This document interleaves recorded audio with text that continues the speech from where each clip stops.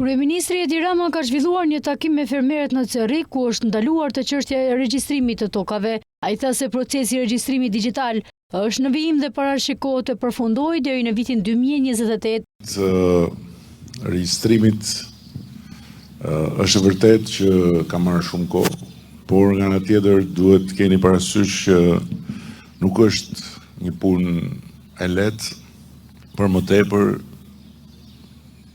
duke u nisur nga gjithë ajo rrëmuj totale që ne kemi gjetur në kadastrën e shtetit.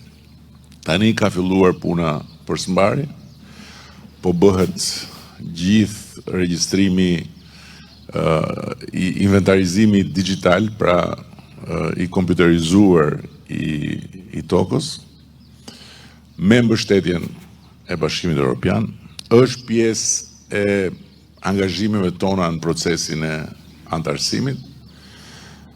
Parashikohet të përmbyllet i gjithi si proces i digitalizimit deri në 2028.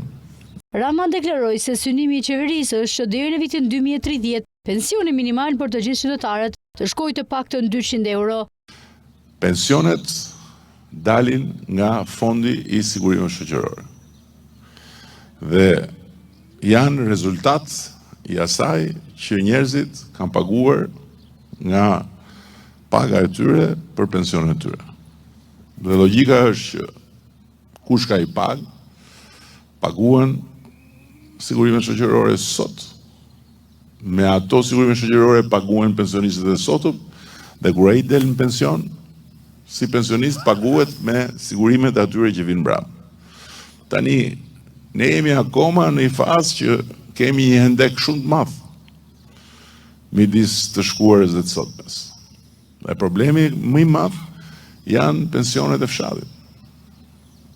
Për arsye se në aspektin e sigurimeve shoqërore ato nuk kanë dhënë kontribut. Kujtojmë se pak më parë kryeministri Edi Rama, i shoqëruar nga zëvendës kryeministrja dhe ministre e infrastrukturës dhe energjisë Belinda Balluku, inspektuan sot kontinierin e autostradës Elbasan-Lekaj, pjesë e korridorit 8, një autostradë kategorisë A me një gjatësi totale prej 40.7 kilometrash.